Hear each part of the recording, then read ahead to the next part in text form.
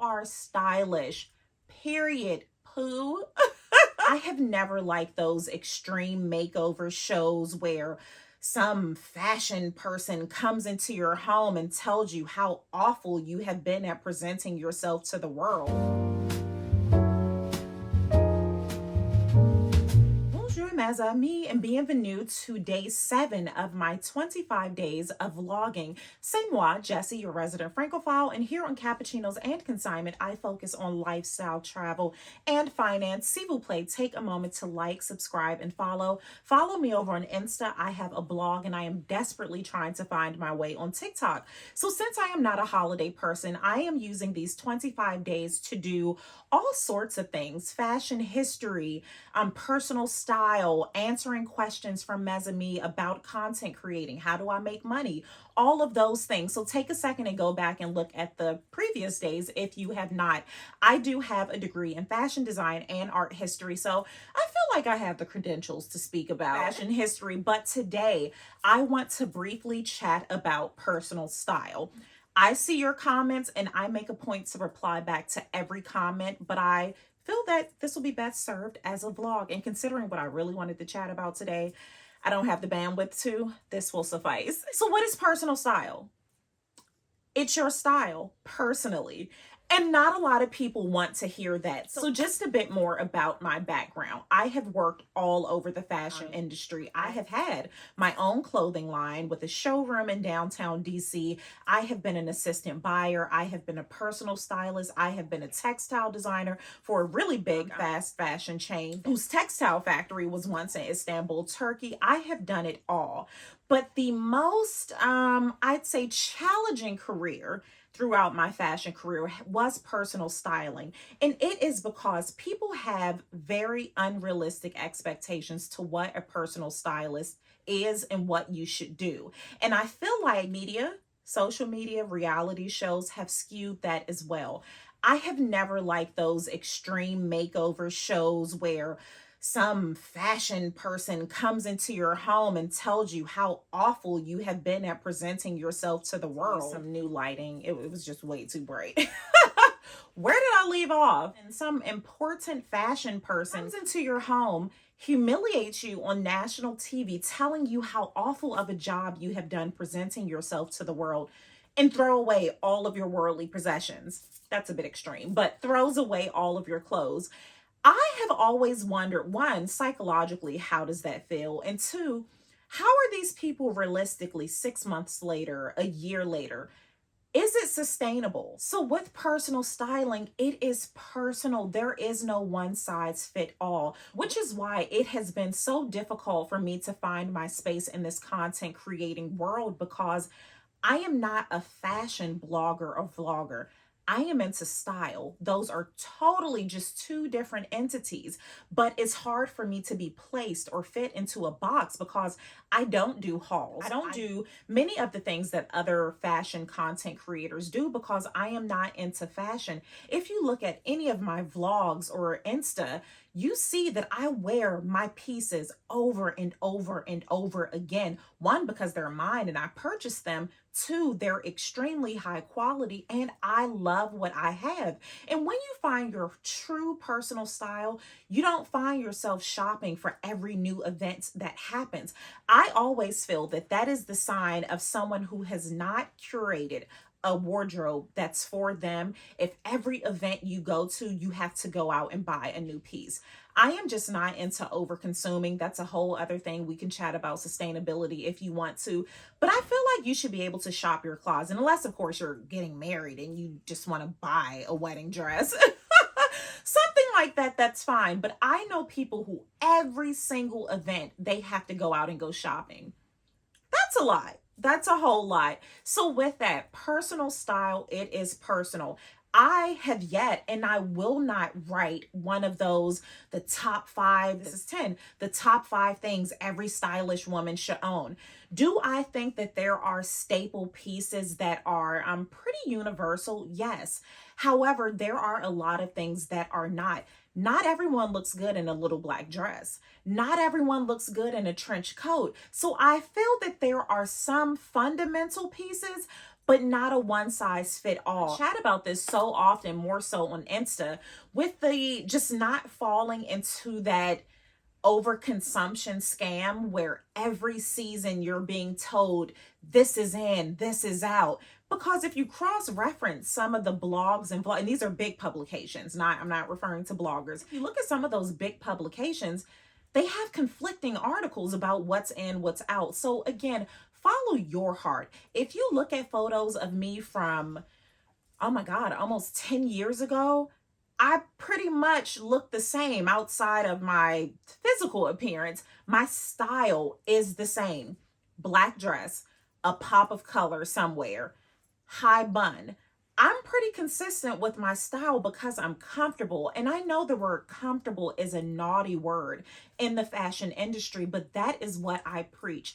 We have all seen people decked out head to toe in the latest fashions, designer pieces, but they look miserable. They look so uncomfortable. And that is because they let some fashion magazine tell them what they should wear. Whereas like my dear friend who is a hoodie and leggings gal, that girl will wear some leggings and hoodies. It used to drive me mad when we first met, but as the years went on, I look at her and I see how stylish she is in her own right, because style equates to comfort. There is nothing stylish, fashion, or trendy about the person wearing heels that are too high, a shirt or dress that's too tight, and someone constantly, just looking uncomfortable. There's nothing stylish about that. So I always advise people to invest in the pieces that makes you feel good.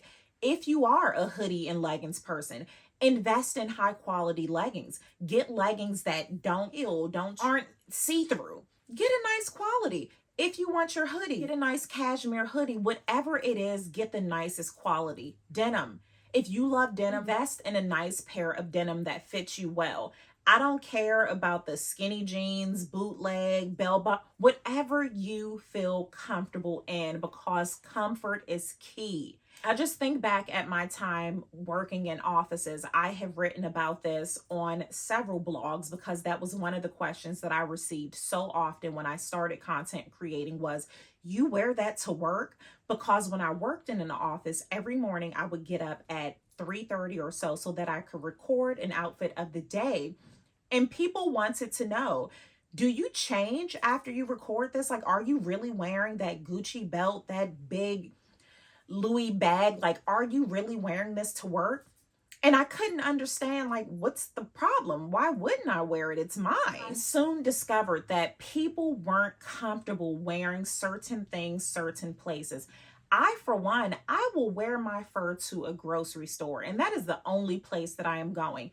I'm comfortable, and I do not apologize for making anyone else feel uncomfortable with my being comfortable. And that's what I discovered with some of the offices that I worked in. It wasn't the logos, it wasn't the designer pieces, because again, we were working in the same office, so they could afford the pieces too. It was the fact that I was comfortable with myself that made other people uncomfortable. So your style is your style. I believe that every single person is stylish. Is your style like someone else's? Absolutely not. But that does not make you less stylish.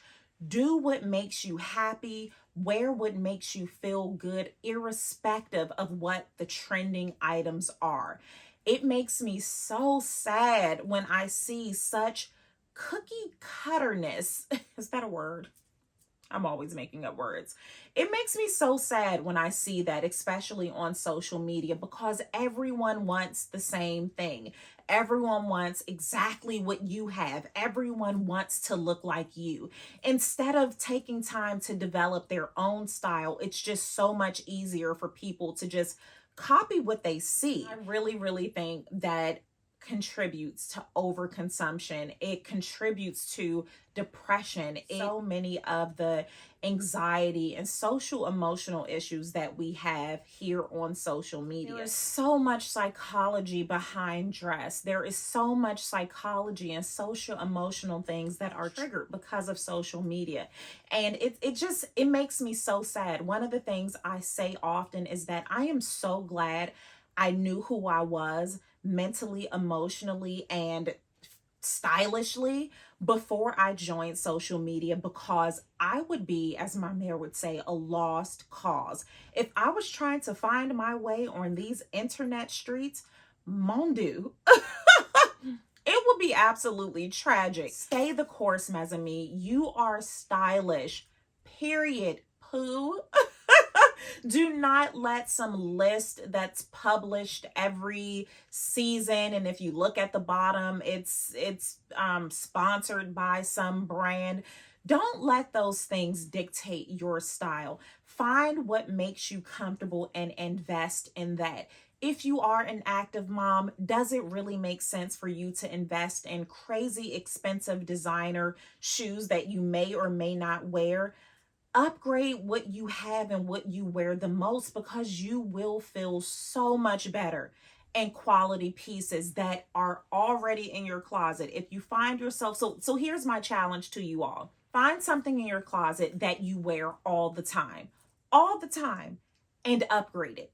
On several blog posts, I wrote about Legos, and it's just like the building blocks, the Legos that kids play with.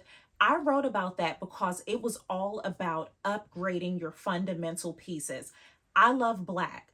So before I was able to afford higher quality leather dresses or faux leather dresses, I wore a lot of black cotton. Cotton, after a while, it starts to fade, it loses its luster, all of those things. So when I started earning a bit more, I started upgrading the pieces that I already had. So I knew what to do with it. I felt comfortable. There was no shock and awe about it. So upgrade one piece that's in your closet that you already wear, and I guarantee it will make you feel so good. You do not have to go out and buy new pieces every season. You don't have to do all of those things. You have everything you need to be stylish. You can do it. You are stylish. You have the ability to do so. Do not let the pressures of social media, magazines, or any of the external factors, do not let that make you question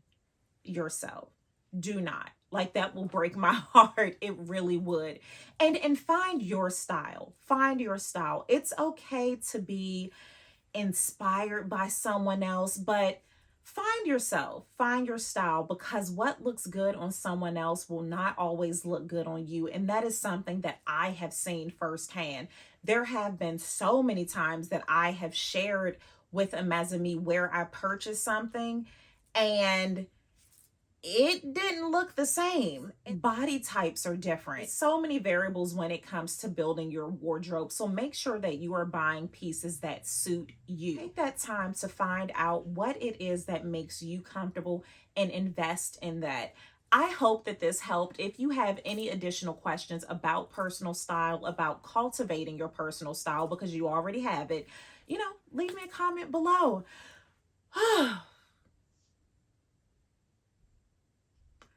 The kids are quiet, so I need to go. Alrighty, ciao for now.